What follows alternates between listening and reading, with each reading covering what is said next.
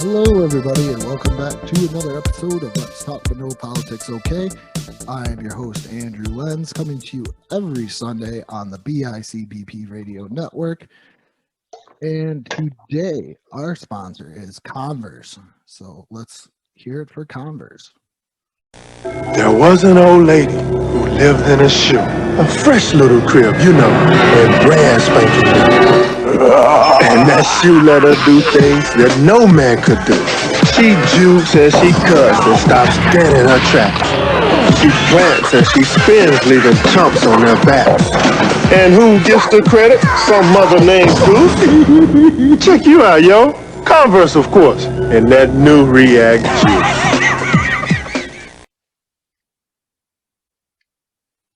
It was a great ad there. So today I want to talk about pop culture athletes and kind of the myths behind them. And today I have a friend from high school. I haven't talked to him in years until today, Mr. Pat Moran. How are you doing, Pat? Pretty good. How about yourself? Not doing too bad. Loving Texas weather. Great, nice, warm day. So can't go bad when the sun is shining. Nice. It's a nice 20 degrees out here. So I'm sure you're really missing this back home weather. Not at all. Yeah, I just thought it was like 60 degrees. It's 64. So nice. We had winter squalls yesterday, or snow squalls, I should say. So we're getting new stuff here without you. Apparently, we're having like snow canos. So I do not miss that. We had that snow for that week here, and I did not. It was cool for a week. It was really cool for a week, and then I've never seen snow melt so fast in my life. It was like there was like nothing to it. I've never just walked outside and like, oh, wasn't that driveway snowy yesterday? Now it's like nothing. I would say the only cool thing about being down there is like you're around so many people that are like they probably just thought they saw a unicorn or something. Like, what is this? So that's got to be, it's kind of cool to see so many snow virgins. I was waiting for like my neighbors to like call the police on me for like a mental health check as I go outside with shorts and a t-shirt and a pair of Crocs and just trudging through the snow and trying to get the mail or anything like that. Nice. But getting into today's topic, I really want to focus on the 80s and 90s because we talked a little bit about this now. We're into this day and age of technology where it's so easy to catch a highlight, to see a player play or anything like that. And when we were growing up, we couldn't do that. It was a lot of word of mouth, or you caught it on SportsCenter. And if you didn't catch it on SportsCenter, there's really no way of like hitting up American Online that I knew of to go see what to go see what Jordan did, or I'll go way back in the 80s, Larry Bird, Magic Johnson, because I really want to stay in the 80s and 90s because that's like before YouTube and Twitter, Facebook, and everything else. So, I mean, I know we both have one that we really want to discuss, but I was like, we're going to keep them towards the end because I know there's other guys, but for our age, that person is like, it is the unicorn of everything. I think he's, even when it comes to pop culture, I think for a point he was bigger than Michael Jordan. Because Michael Jordan was the pop culture guy. For sure, yeah. And he even if you look back to like the 70s or early 80s, compared to now, like any bum off the street, as soon as they get signed, not bum off the street, but you know what I mean? Like any rookie has a shoe deal, they have this, they have that. None of that happened before Jordan. Like he was like the pioneer of everything. And then kind of going back to what you were just saying about like you didn't hear about anything that happened at that time frame. Now that you're close to Dallas, this would be a prime example. Like the good old boys having parties before the Cowboys, like Michael Irvin, or before the Super Bowl, excuse me. Yeah. from the Cowboys, Michael Irving, Dion Sanders, like when they're getting caught in a hotel, like imagine that happening in today's era, like it would be all over 24-hour news. Back then it was like a little article you read. It was big news, but it was like over in 2 days and then on to the next, When you talk about that, it's so funny because I was like, oh, you'd see it at the bottom of like ESPN back then. But that was even something kind of like new for. I remember when that happened. When you get the bottom scroll and you're like, oh man, I could see these scores. Oh yeah. And now it's just commonplace. I do for the 2 Point Conversation. We were watching a lot of old games and reviewing them, and I wanted to write down, what was the time that happened in the game. So we're watching like the 81 NFC Championship game. So I wanted to like write down like Joe Montana at this point throws it. Well, they don't show you the time, the score like they do now. You can wait until they're like, oh, we're gonna go to a commercial break, and then they show you how much time or the announcer. So I get what you're saying there. And could you imagine the memes? Oh my God. Yeah. That's the other thing that it would just the meme would just be like us in school making fun of something. There would be no picture. It would just be all words. And that would right. Like, yo, did you see that game last night? Right. Or this guy's a choker. And then that's all that was. There wasn't anything. There was no groups. There was no group like on Facebook. Like, oh, you could go into a group and like Jordan's the GOAT or something like that. And they're like, yeah, that's kind of cool. That's why. Or, and then the LeBron and everything. But that's where I think when you look at these athletes, even wrestlers, like Hulk Hogan. Yeah. Hulk Hogan was huge, like just absolutely huge. I'm so glad you brought that up, actually, because we should have, I don't know, maybe mentioned this before or whatever, but so until I was probably at least 12, my favorite athletes were wrestlers. Like wrestling was by far and not that I didn't watch other sports, but like that was something I watched every single week, no matter what. And I think a big reason that it was bigger in our era because you didn't know it was fake until you were 12. Yeah. And like nowadays kids can just Google, oh, John Cena. Oh, you know what I mean? Like this guy's doing acting, but his real name, like name one wrestler who you knew their real story until like the internet came out. You know what I mean? Like nobody knew Hulk Hogan was Terry Bollea. Like that's in my mind. Right. Like Hulk Hogan was Hulk Hogan. It was this dude that had 24-inch pythons. And like even though he did movies and TV and stuff back then, like he was the ultimate good guy. So you wouldn't see the Undertaker going to do like the Marine 4, like Dean Ambrose or something.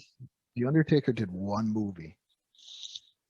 And it was before he was actually the Undertaker. He was in Suburban Commando with Hulk Hogan. Really? I did not know that. He's one of the bounty hunters. I don't think I ever saw that. Or if I did, it was so long ago that I cannot. We just still Marvelous Mark Calloway at the time. Yeah, because it's like bright red. It's like red. It's not like what it is now. But yeah, he was in there. He didn't use his voice. He didn't speak. So you didn't know what he sounded like. Okay. Because that's like not the Undertaker, like the Ultimate Warrior. Did you really? I wanted to know where Parts Unknown where it was. Do we? Right. We never knew that. I love it that you bring up wrestling because I was really glad that you were, because I think that's where the most myth and where you could raise them to a higher height of what they did. Like you got Andre the Giant. Right. There's a huge one right there. And you see Andre the Giant, and the guy wasn't really any of the weights that they said or the height that he was, but right. He was 7'4", 550 pounds. And he was this person that they say was wrestling is definitely not the same because, like you said, with the internet, you could see somebody new and from some independent source, and you wouldn't know who they were. But now you're like, oh, that's guy now, Kevin Owens. You're like, oh, it used to be Kevin Steen in Ring of Honor, and it kind of Right. loses that like that the glitz on it or anything like that. Could you Right. The little magic that it had. like going back and seeing Hulk Hogan, for example, if you see on the internet some of his early stuff when he's Sterling Gold and Terry the Rock Balea and stuff like that, and you watch his old promos and you're like, dude, he's horrible. But then there was no internet or anything, so you could just be like, here's Hulk Hogan, he's a brand new guy. He didn't body slam Andre the Giant until WrestleMania 3, even though there's tons of records that he did, but we can just erase that all and, you know, Right. go with what he said. Go with this. I imagine that's I can't remember what comedian said it, but there was like a joke that like, if you wanted to abandon your family 40 years ago, all you had to do was get in the car and drive 20 miles down the road, and like nobody. So that must like, I remember we had the cheater box at my house, so can't arrest my dad anymore. But you know, we used to watch all the pay-per-views when I was little. And I literally remember, I think we were like 7 years old when The Undertaker came on Survivor Series for his first. And I literally, this was like the first real life person I think that I was like, oh my God, like this guy, I was like, I had a fear of him, like unnatural fear. I'm like, oh my God, like this is a bad dude. I don't want to be around him. But right, like you didn't know he came from a different organization, and you were able to have that mystique because, you know, it's just the era we lived in. Like, you know, nobody's hiding in, you know, coming from a shittier organization and being like, oh my God, we're just repackaging them. Like, it's definitely too with I think commercials and like you said, the whole shoe deal thing with everybody else is you get into this age too, and I think video games helped out too. Oh, big time. Because now you could brand a player on a video game. I mean, in the 90s, come on, Troy Aikman, John Elway. John Elway was like late 80s, early 90s. Who else had a game? Dion Sanders. You remember the Dion Sanders Sega game? There's a guy right there that's, even if you take away his whole, there's certain guys where if you just take away their whole career, the old lady sitting in a nursing home would still know who they are. And like Dion Sanders is up there with them. Right. Not so much Troy Aikman, but Dion just marketed himself into the point of pop culture where he had nicknames with Neon Dion and Prime Time and everything else. And I think that's what made him so different. And he's not just part of the NFL history, but he's part of pop culture history because of it. And like same thing too with Michael Jordan. I never knew that was Spike Lee when I was a kid. I thought that dude's name was actually Morris. Yeah. For how many years? Like until I was like, oh, I'm gonna watch Crooklyn. Why? You know, who was the director? Spike Lee. And then you see Spike Lee, and you're like, no, that's Morris. That's not Spike Lee. That's funny. But that's what commercials did for like the whole pop culture athlete, was just all that thing. They enhanced the rivalry. First big basketball rivalry I can remember is Jordan versus, or not Jordan versus Bird, but Magic Johnson versus Bird. Yeah. That iconic Converse commercial where they're, you know, playing against each other, and Magic Johnson comes out of a limo because he's from LA, and Larry Bird is just the hick from French Lick and stuff like that. When I think of 80s athletes, I'm only thinking, I'm going to leave the big one out, but I'm only thinking like, if you say, give me 80s pop culture athletes, like I'm only thinking like Joe Montana, Bird, Magic Johnson, Hulk Hogan, and Andre the Giant are like my top 5 in there. Like, so here's one for you. And because we could even like segue this from wrestling. it is a combat sport as well. But the way we were talking about mystique, Yeah. here's a big one. Mike Tyson, like Yes. internationally known. Like this guy could go Oh, to Europe, to Asia, to wherever, and oh yeah, Mike Tyson. Like everybody knows who this dude is just from having a ferocious knockout. Like, had his and sweet Nintendo game. I think he was oh probably one of the first athletes to actually have their own game. yeah, that's what when you just said that, that's what made me think of it. Where I'm like, oh my god, like this guy was just like so I didn't even really know what boxing was, but I knew what, like if you got to Mike Tyson and Mike Tyson punch out, you were gonna lose. Like, you know what I mean? And I know he lost that mystique a little bit in the obviously like with his legal troubles and all that, and even the Buster Douglas thing. But like in the '80s, like that guy was like a real, and at the time, I mean, I don't know if he was considered like a really good guy because we were a little young then, but like he definitely wasn't considered anywhere near a bad guy. You know what I mean? Like, Yeah. and he just had that like he might as well have been Superman because you knew there was no chance he was gonna lose. You know what I mean? Like I would put him. another. I'm sorry, go ahead. I would put him in with like the anti-hero athlete, like a Charles Barkley. Like they're Yeah. not a good guy, but they're not a bad guy, even though Charles Barkley did some crazy things. Because I don't know, you probably remember the Charles Barkley "I'm not a role model" commercial. I'm not here to Oh watch yeah. kids. And that's where I kind of put like Mike Tyson. Like he wasn't like a bad guy, but he did some bad things. I mean, later on, Right. bad things, and then bad things. But excuse me. But that's where I think that's where you got to put him in there. Is that anti-heroism nature of those guys, like just catapulted them even more into what Yeah, and for sure. I would agree.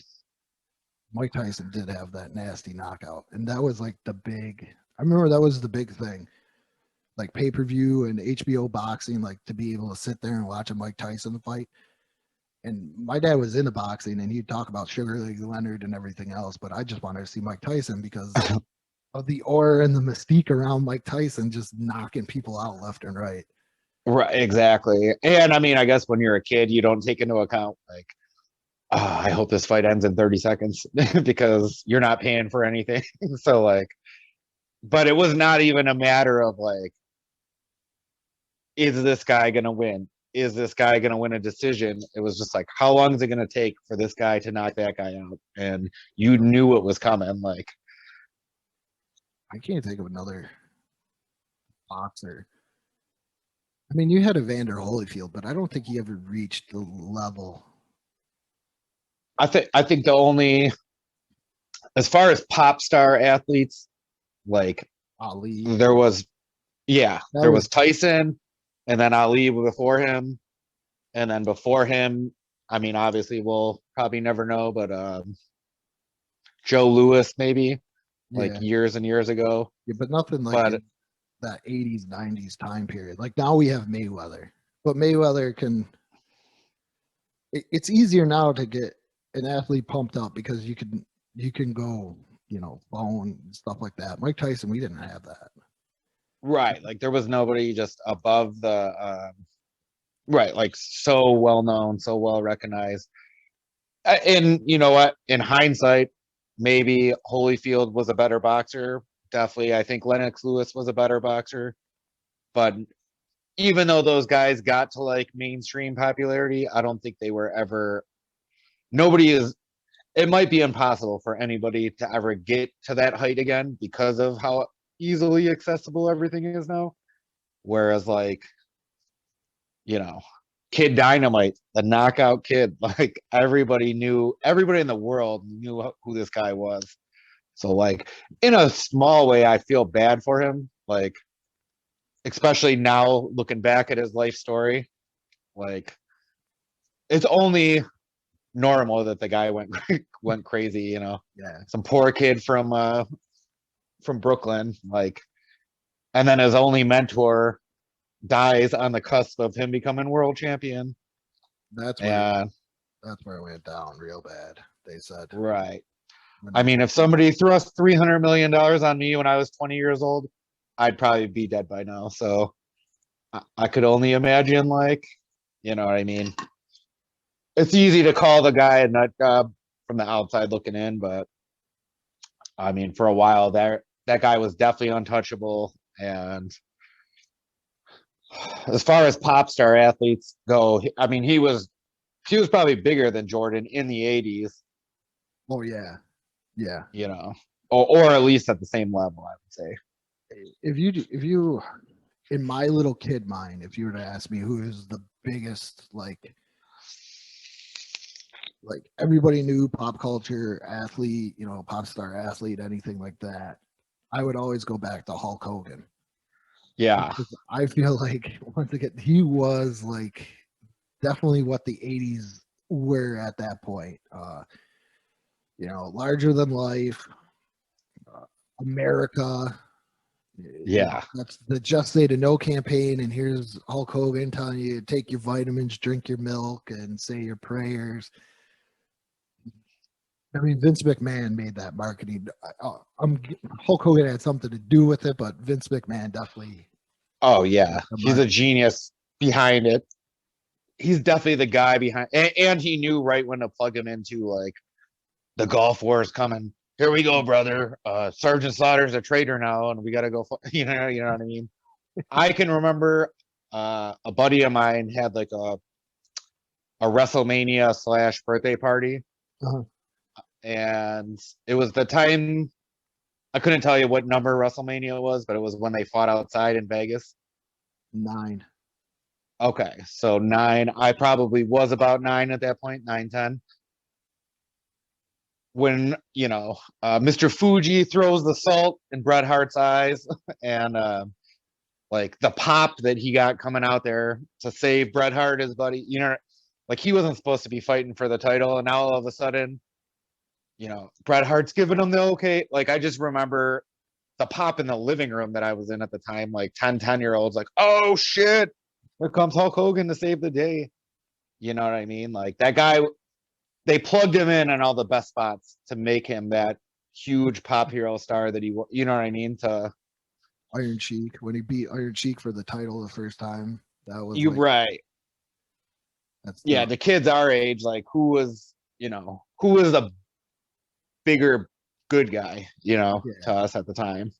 Yeah, he's definitely the biggest of. If he's the biggest of the 80s, I got Michael Jordan the biggest of the 90s, but I think that's where he just surpassed everybody. You got Dion. Like I said, Dion was pretty big. Everybody pretty much knew who Dion was. I gauge on how big somebody is in like pop culture is if my mom remembers them. That's how Yeah. That's how I do it. Like another big one in the 80s was, and she just sent me a random message the other day asking me what happened to Refrigerator Perry, because I know you remember the fridge. I mean, I know Right. that you didn't watch a lot of football or anything, but the fridge was like another big guy. I mean, come on, he's a big old guy called the fridge. But she was like, "What happened to the fridge?" And I'm like, "How do you remember him?" But that's one of the guys too. But I still don't think he was bigger than Hulk Hogan.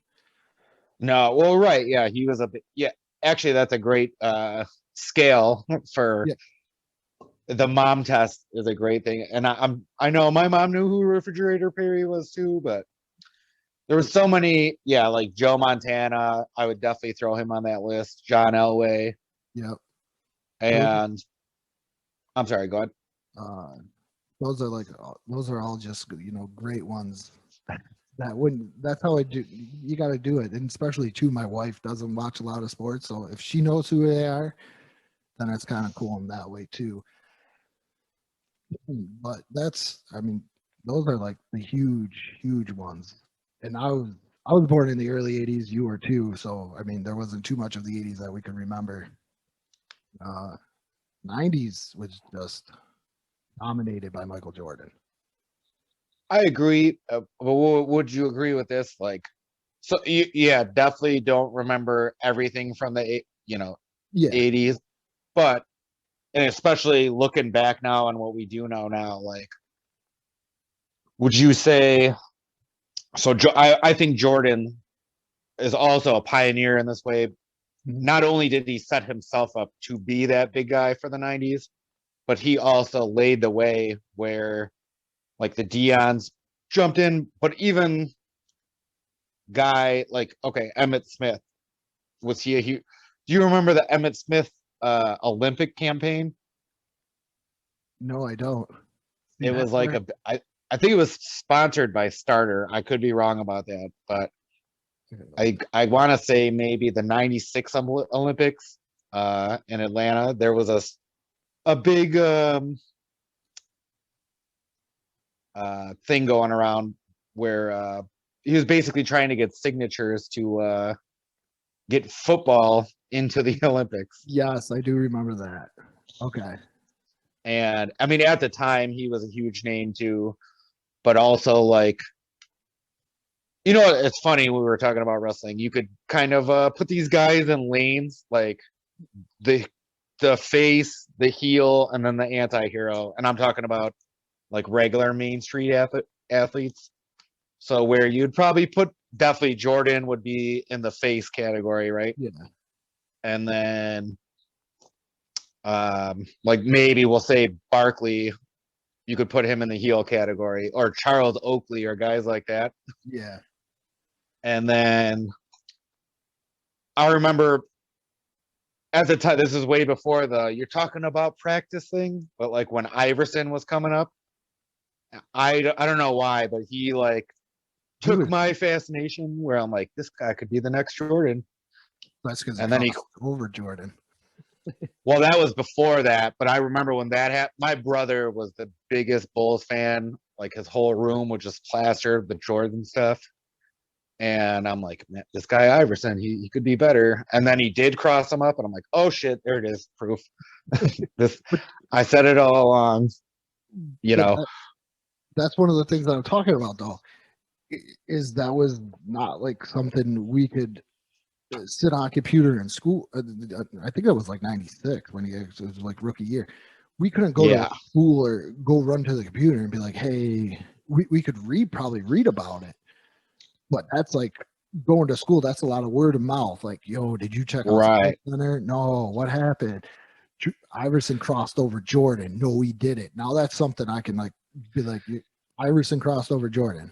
It's like right there. But to hear about it from somebody, and then you'd like be like, how do you do it? And then you go into the gym, and you go into the gym and be like, oh, I'm gonna cross you over like Iverson did Jordan. And that's one of the things that I think gets lost so much, is that everything is there. Everything is there. Right. Stats are there. Everything is there at the click of a button. I do NFL history for the 2-point conversation, and it's like, we need a stat. It's there. We need a highlight. It's there. We want to watch some game from 1981. It's there. It's not going to a library. It's not hearing about it. It's not trying to find it on waiting to go home so you could watch the 7 o'clock SportsCenter, so maybe you could catch it. Or yeah, I don't even. I mean, I don't know. I don't really watch it as much anymore. Excuse me. But you remember plays of the week from SportsCenter? I'm sure they still do it now, but like that meant something back in the day, because you're like, oh man, like and okay, say me and you go to school the next day and you tell me, oh, Iverson crossed up Jordan last night. Did you see it? I can't YouTube it. I can't like it might be if I get lucky, it's on that night's highlights. So I'm gonna go home, watch. Oh shit, they didn't replay it. Now I only got one chance to see it again, and it's on Sunday, plays of the week. You know what I mean? Like you only had one chance to make that up, or else you might have to wait a year or two till like the ESPYs come out, or they make some kind of a documentary about it. But like, right now, 20 minutes after the game's over, you could just, let me take a peek at what happened at the game. Like, I get highlight messages, like notifications all the time. Like Jason Tatum did this, and I'm like, oh, that's cool. Before I would be like, oh, I love this. I want to see what Jason Tatum did right now. But now I'm like, I guess I'll watch it later. You know, it's a big thing that annoys me. I actually hate notifications now because I'm a big UFC guy now. I watch it pretty much every week. And I work on Saturday nights. So as soon as I get out, I just start the fights over. But I also have the notification set up to my phone. So I literally have to like avoid my phone. I can't look at it until after I'm done watching the fight. Whereas like I would have killed for something like that back in the day. Like, oh man, I missed that. I gotta watch a replay now. But like now we have almost like I can't even look at my technology. I had to do that for the Royal Rumble. Because I was watching the Royal Rumble, and then my wife was like, "Oh, I want to go to bed," and I was like, "Yeah, I'm getting tired too." So you get the notification every time somebody won, and I was like, "Okay, I want to see who's going to win the Royal Rumble." So I just was like, "I'm turning off notifications so I could watch this." Like I don't watch wrestling hardly at all, but I wanted to watch the Royal Rumble. And then all of a sudden, I made the stupid mistake of going on Facebook, and then I got everybody going, "I can't believe Edge won." And I'm like, "Thank you, world." Yeah. No, I wanted to watch this. Before, especially during. I'm sorry. Go ahead. Oh, before. I mean, it would have been. I would have stayed up. Like if that was the way that was now. If my wife was like, "Hey, we're gonna go to bed," I'm like, "Yeah, you know what? I just paid $50, or this is a cheater box, and I'm gonna actually watch this." So I'm not going to bed until I like just like completely fade out. Because right. I either paid a bunch of money for this, or I used to borrow my aunt's cheater box, and I would have to return it the next day. So I'm like, oh, like a video rental. So, so I had to return it. So I had to watch it. Right, you have that. You're like snorting pixie sticks to stay awake. Like, all right, it's going in tonight. I'm watching it. Or you put in the tape, and then you got to make sure everything's all good. You got to make sure you got enough tape on there and everything else. And the struggle was real back then. Yeah, exactly. Kids will definitely. It's funny because, like, I'm sure our parents would say similar stuff, but I think the technology has jumped so much from like. I mean, even look at. I used to work as a customer service person for Verizon Wireless in 2002, I think. And while I was doing that, the very first color phone came out. It was a Motorola. I believe it was called like the M60 or V60. And the battery on this thing would last about an hour because the color screen would just kill it. And like, so just in the past 18, 19 years to go from that to being able to watch live games on your phone and stuff like the technology has jumped so much from when we were kids that like, you know, I think that goes a big way for why these guys will, although we'll still have huge stars like the LeBrons, the, you know, whoever, but they're never going to, because we were so isolated back in the day or only had so much access, like that is why these guys are never going to turn into that. You know, I was talking about Mystique earlier with Mike Tyson, like a big part of could you imagine if there was like 24/7 Mike Tyson, you know what I mean? And oh my goodness, you know, although it would have been awesome to us at the time, like to just watch him, and I don't know, in a way it like kind of diminishes the. But even with LeBron, there's no commercials anymore. Like, what cool commercials does LeBron do? Are these Sesame Street was a huge one. Are these guys on Sesame Street? Like some of these athletes, we're gonna get into the big one pretty soon. We're on Sesame Street, and that was big as a kid because you're like, oh, look at that. Now I want to be him, even though he probably not gonna be that good, or even if he is that good. But there's no commercials. There's everything you can be promoted from the simple highlight, you know, just everybody putting it on YouTube, putting it on Instagram, putting it on Facebook, putting it on all the social medias. And then that's how you can like promote yourself instead of like, I don't think I've ever seen a LeBron James shoe commercial. Like I've never. Yeah, now that you mention it, like I don't I've heard about the LeBron shoe, but only from other people talking about it. I don't recall ever seeing a commercial. Now that you say that, The only commercial that I can ever remember seeing, athlete wise, in a while, is where it's not promoting the actual game, but it kind of was when Derek Jeter was retiring. But even that's under, here we go, the Jordan brand. It's become a brand that you're a Jordan athlete. You're not just under Nike, you're under Jordan. So right? Well, like you brought up earlier, and this kind of goes into our later topic. Like, yeah, so you brought up Spike Lee. I know you remember the "We're playing basketball," like the yes. Penny Hardaway commercials. Yeah, Little Penny. Right. No kid now even knows who Penny Hardaway is because like his potential got, even though he was a great player, you know what I mean? He got, his injuries. He didn't end up turning into like the elite athlete he could have been, but we'll never forget that commercial. That song will be in my brain probably until I'm, have Alzheimer's and an old person phone. Like, so. Chris Rock was Little Penny. That was the Yeah. Chris Rock was Little Penny, and then even the Converse commercial that was played. I don't remember Larry Johnson dressing up as Grandmama. Oh yeah, Urkel. Yeah, he'd he be was on Family Matters. He was on Family Matters. Those are Vader Or was on Jordan and Bird on Nothing But Net. the McDonald's commercial. That was Yeah. You don't get those anymore.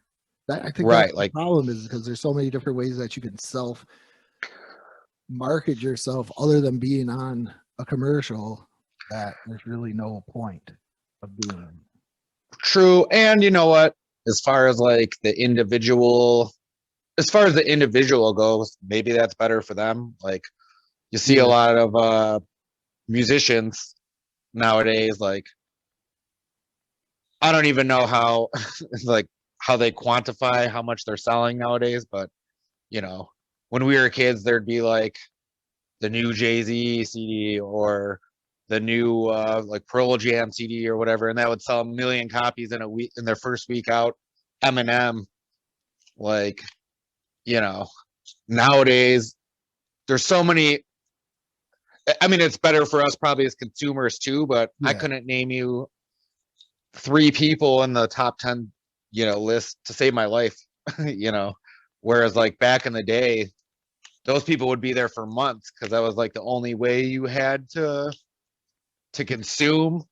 Yeah. But it's funny that you mentioned that because I did another podcast called Eat Sleep List, and we listed 10 places that don't exist anymore that we miss, and one of them was Media Play, and that was one of the first things I brought up. Was you walk into Media Play and you knew what the top 10 CDs were, right, you knew you knew if you were going for a top 10, you knew it was going to probably be there. So that just brought back that memory of knowing. I could just picture a minute where you're like new Jay-Z CD, and I'd be like, where is it? 1, 2, 3, and so that was where it is. So right. You don't have to go to the rap section and look for the I's, J's, K's. It's just right there in the 1 to 10. Unless you want the old Jay-Z, it was right there. And I'm so old, right. that, when the Blueprint came out. So yeah, I don't know if maybe it's just a nostalgia factor. I definitely miss those type the personalization though of those commercials. Maybe. Are we ever going to look at certain athletes again like we did, you know what I mean, on an individual level? I know you can go get their, you can be on their label, you can go get their shoes, whatever, but right. In a weird way, it was almost better not knowing them as much as we know them now. Because then there's that curiosity factor where we always wanted to know what's this guy up to. Now we know everything, and it's I don't want to hear this shit. I could care less. I wanted to bring up another guy. There's a couple that I think are weird because they're from outside of the 4 major sports. You got Wayne Gretzky. Wayne Gretzky was a huge one. But looking at a guy like Andre Agassi, or Okay, John yeah. McEnroe. I could care less about tennis until I saw John McEnroe and Andre Agassi. And then I was like, these guys are cool. And that's Pete where Sampras. yeah, no, those guys elevated it as something else. Like John Daly in golf. Oh yeah. Everybody knows who he is. I mean, what has he really won? Tiger's the big guy if you're gonna go like pop culture and golf, but those guys were like made me want to watch it, and that's kind of what SportsCenter is too, because you can watch that highlight. Now, if a golf highlight pops up, I'm like, no, I'm good with this. I'm just gonna Right. watch Netflix or something and just stream something right to my face instead of having to watch normal TV. Right. I mean, I was never a big NASCAR fan. I was never a big golf fan. I definitely was never a big tennis fan, but There's I certain could probably name you it. And maybe this is just because I'm older now and I don't care anymore. Like there's only so much room in the old brain for yeah, so much information, but I could have probably named you 10 athletes from each one of those sports. And on the female side, I could probably name at least 5 at the time. And then, yeah, now gun to my head, I couldn't name you 3 tennis players to save my life. If you take out like the Williams sisters, I don't even know a guy tennis player right now that's still like playing. Now that I think about it, I can't say his name. I just know him as A Rod because they call him A Rod. I can't remember. Oh no, he was Is- Andy Roddick, but that was oh still old. That's still old. yeah, does Federer still play or is he retired? I think he's retired too. Yeah, he'd probably be like, I know who you're talking about. Roderick or whatever. Well, the thing with NASCAR is I remember everybody knew who Richard Petty was because he drove Right. the STP car. But if you're gonna go like stepping outside, I would always think of Dale Earnhardt because he had he had a nickname. See, nicknames help too. When he was the intimidator. Yeah. He had a black car. He wore the sunglasses, and he was a He, cool guy. he was like the Stone Cold of NASCAR. Yeah. Like he was definitely the badass. Yeah, that's what he was too, because he was gonna get right on you, and he was gonna beat you up in his car and everything else. And he was the guy that probably pretty much brought it mainstream. Yeah. You know what the crazy part though is? The first Dale Earnhardt race I ever saw, and I knew who he was. I knew he was a badass. But the first race I ever saw him race was the one that he died in. And that Really? was on. Yeah, I was not a NASCAR fan at all, but like because of SportsCenter and other stuff like that, you knew who these guys were at least. But Yeah. nowadays, yeah, it's like, like I said, my brain only has so much Yeah. info to I retain. I only watch like one sport. I watch like football that I could actually like keep like in touch with. So unless you're like Mike Trout, I pretty much don't even know who you are. But in the world of hockey, I would two guys that are always going to cross in my head that I think you can say to anybody is always going to be Wayne Gretzky and Mario Lemieux. For sure. I would say that as well. Once again, nicknames. The great one, if you name somebody the great one, obviously, like, Yeah. I want to know why is this person so great? And then Mario Lemieux is easy because if you're an 80s kid or a 90s kid, you say Super Mario, you're like, oh, this guy's named Super Mario. I want to go see Super Mario because of Mario Brothers. So those were like my big ones, but hockey was never that big in my mind. So Yeah, that's like a quick side story. The because I get a lot of Canadian customers being so close to Canada. I don't know how many people are actually from Gretzky's hometown, but it's only, an hour away from here. And every time a Canadian comes in and somehow hockey comes up, like, oh, I know his dad. He still lives in the same house back in. I'm like, really? You're like the 400th person that told me that. Like, you guys all know each other up there. Everybody in Canada knows Gretzky's dad. that though, Canadians, I could kind of imagine, but it is a little bit weird. Yeah. I'm sorry. I was just gonna say how you brought up video games earlier, though. Yeah. That So I was actually like doing a little research before we got to, just so because I was never a huge hockey fan either, but I was a big Devils fan when I was younger. But I could, because of NHL 95 or even from like NBA Live and all that stuff, you could definitely name the starting lineup for almost any team like when we were in middle school, high school, Yeah. just from playing video games because you knew like, oh man, this guy sucks. I got to sub him out. He's got a better accuracy or speed or whatever. So like, I don't know. I don't really play that many, sports games anymore, but I don't know if that has a big thing. But like Chris Chelios, I came across. I knew I was gonna fuck some people up in NHL '95 with Chris Chelios.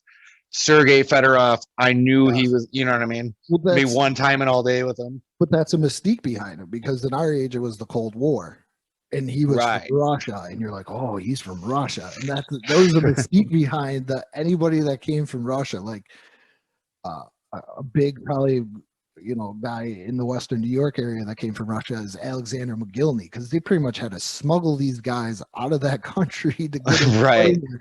And I think that's why we remember them, because I remember collecting cards, and you get a pack of hockey cards. There was the Russian Red Army team, and it was like this all red card, and you're like, oh, look how cool these guys are. Probably had to kill a guy to get on the hockey team. Yeah. Yeah, it's definitely I don't even know if you would still even consider hockey like in the same.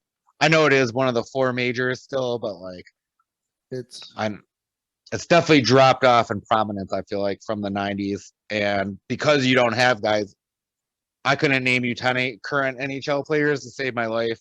And I don't think I could either. it's not even because I hate hockey either. It's I always was excited to like watch it as a kid. We go to some of the Sabres games, but like it just doesn't have any commercial appeal like it used to back in the day. Yeah. But let's go rip the Band-Aid off. He's on your t-shirt. You talked about video games. This is a video game that I play twice a week. You can check the games on the YouTube channel for Let's Talk But No Politics, okay? The man of Tecmo Super Bowl, Mr. Bo Jackson. Probably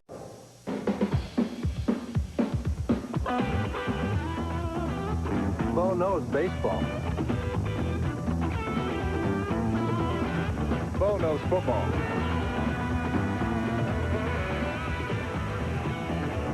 Bo knows basketball, too. Bo knows tennis?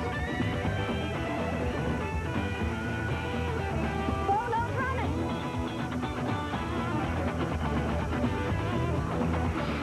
No. Bo knows cycling. Bo knows weight.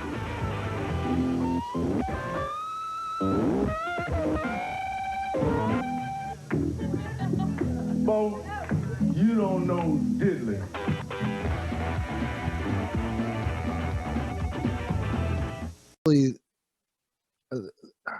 if you're our age or within our age range, I would say from anywhere probably 35, 45 years old, maybe even a little bit older. Bo Jackson is the ultimate athlete for you.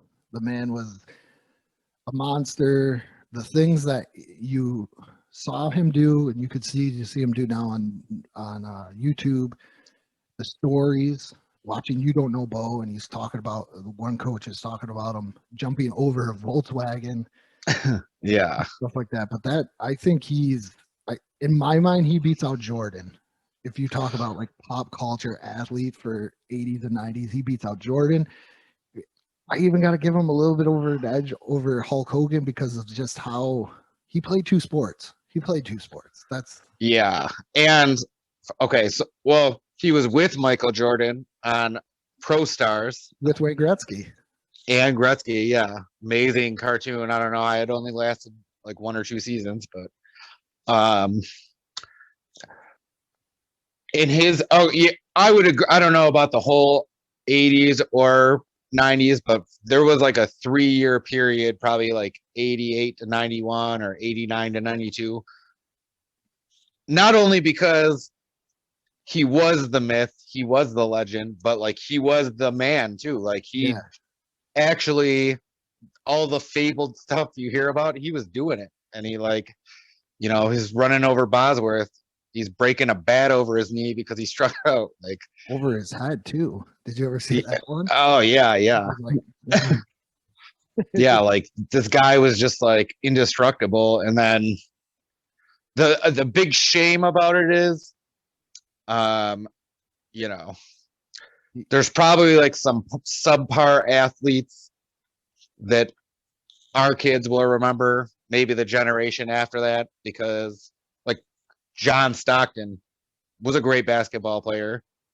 Like maybe that guy will live on though, because he had the all-time assists at one point, but he was never really like the superstar. Where like Bo Jackson was this shining light, lightning rod, but on paper he never really accomplished that much because he flamed out so quick. he's got a Heisman. Oh yeah, definitely. I He's got a mean, Heisman, an All-Star World Series, and he's the only player to be named. I mean, these were like the big ones, but he's right, the only player to be named to the Pro Bowl and the Major League All-Star game right. in a career. But that's another guy that Nike grew into our head. That Bo knew everything. Bo could do everything. Yeah, Bo, he was the greatest. Nobody was going to change that. He could do everything that we wanted him to do. Hit a home run, score a touchdown. He was everything. He ran up the wall.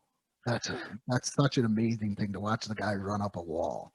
yeah. To go after that ball like that and come down with it, like yeah. Now I see like Ninja Warrior. And he didn't even break a sweat. Like just comes No. down with it. Like that was a regular play.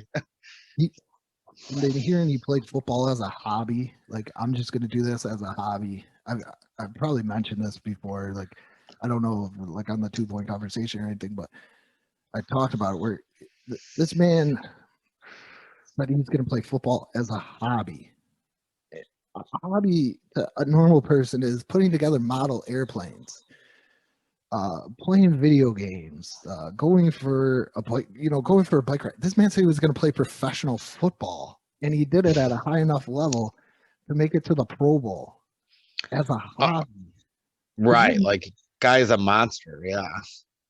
Did you? I think it's at the beginning of Bo or whatever, the 30 for 30, where the guy's like, he really didn't do a workout. He just like went into the woods and shot a deer, threw the deer over his, and that was the workout. Yeah. But like I'm sorry, I don't know if I cut you off. No, go ahead. But have you ever seen that movie Troy with Brad Pitt? Yes. Like at the beginning of the movie, he's talking to his mother, and she's just like,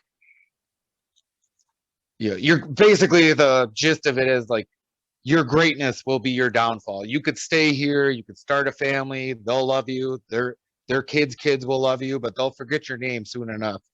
Or you can go and die in Troy, but your name will live on forever. Like, do you think if Bo Jackson just picked one sport and was like a great running back or a great baseball player, he obviously, I think his career would have been extended. He probably wouldn't have.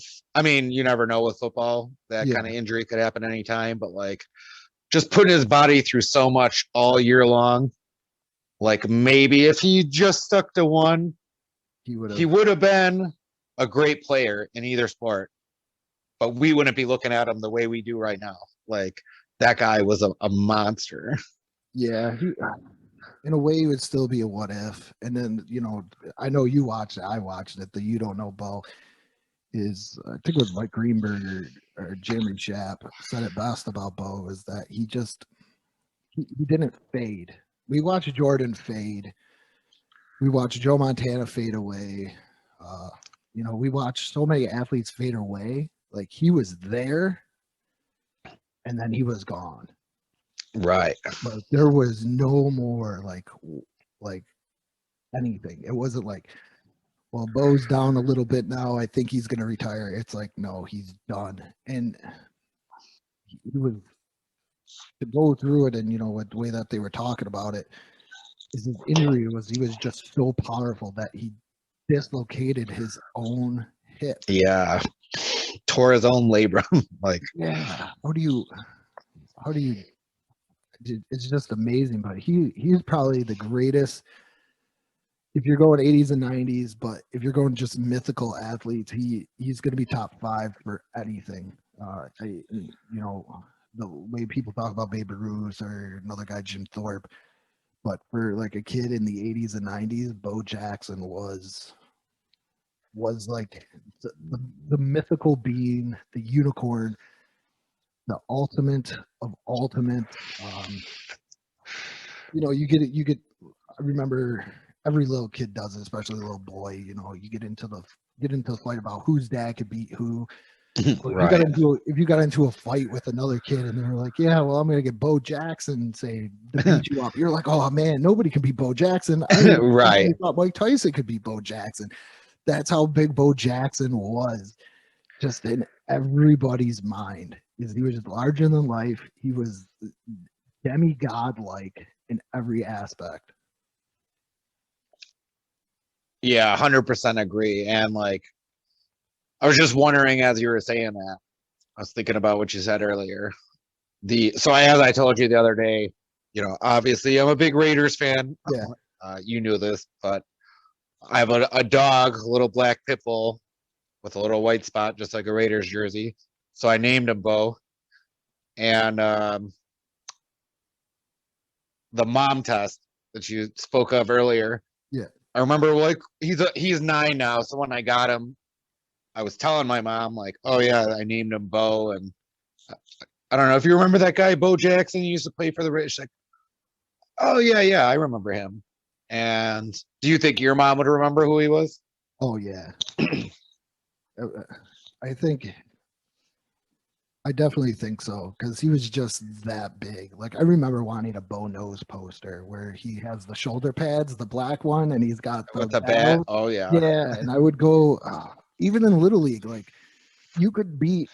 See, once again, like, I get so excited to talk about Bo Jackson, because Bo Jackson was that guy where you could play football with your friends and be Bo Jackson. You could play baseball with your friends and it'd be like Bo Jackson. Right. And I remember sitting there and I seen it, and I was like in Little League. I wasn't going to hit the ball like Bo Jackson, but I would sit there and I would think about how he did that, and I would put the bat over my shoulders and be like, oh, look at me, I'm Bo Jackson. I'm going to go hit like home runs and stuff like that. And I would just strike out anyways. But yeah, because I did that, I felt like I was up there with Bo Jackson, even though I definitely wasn't an athletic way. Hey, you got to set the bar high. So yeah. But yeah, I mean, definitely. I can't think of, especially for that like 3-4 year period where he was doing both sports, hopping back and forth. Like, I cannot think of anybody, and in the mainstream, like at the time, like he definitely probably, and you know what? I mean, maybe it was because he was doing the 2-sport thing, but Michael Jordan's only playing X amount of months, I know wrestling's on all the time, but Hulk Hogan even is going to take some time off. Like, Bo Jackson's out there just as much as a wrestler, maybe even a little bit more between both sports. I feel like he was the transition guy between, if I look at it, if Hulk Hogan is like the giant one in the 80s and Michael Jordan is the big guy in the 90s, he was that perfect transition guy into there. But yet there's so much mystique around him on what he could do and everything else, and it's hard to find anything else. Like when he gunned out Harold Reynolds, did you ever see that play? Oh yeah. Like how do you do that? That is something that if I was to tell a normal person today, everything is proof, like we said with phones, like proof. How would you show anybody proof until now of that? You would right. And you would hear it and be like, you would think like he gunned him out by a mile. I mean, he got him out, but he's probably has the biggest mystique of all time around him. just on what he could do. I know Andre the Giant's up there, but like I said, he's more 70s and 80s. This is 80s and 90s. But he's like, he's the man. And then Right. I gotta look up that. There's the line before "You Don't Know Bo" from, what is that? Liberty Valance. The man who shot Liberty. Oh yeah. Better to. I know what you're talking about. Yeah. It's better to When the once the legend's printed, go with the legend. yeah. The man who shot Liberty Valance. Yes. And that's Bo Jackson right there. Like, he is just 100% pure legend. You can see the stuff, but I guarantee there's 1,000 more things out there that nobody else has. Yeah.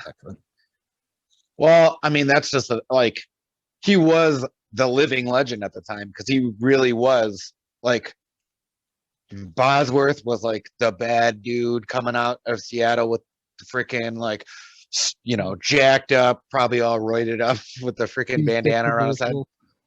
And Bo Jackson just runs him over like he's a piece of paper. And then, you know, like you said, gunning somebody out, even just like the catch by Willie Mays, you know, over the shoulder catch. We kind of see a more amazing plays all the time now in baseball, but for that time frame, that was unheard of. Like, the dude just did something that was like unheard of. And then we could talk about how much of an, you know, I can't think of too many more amazing throw homes than that one, but at the time it was unheard of. It was unseen. You know what I mean?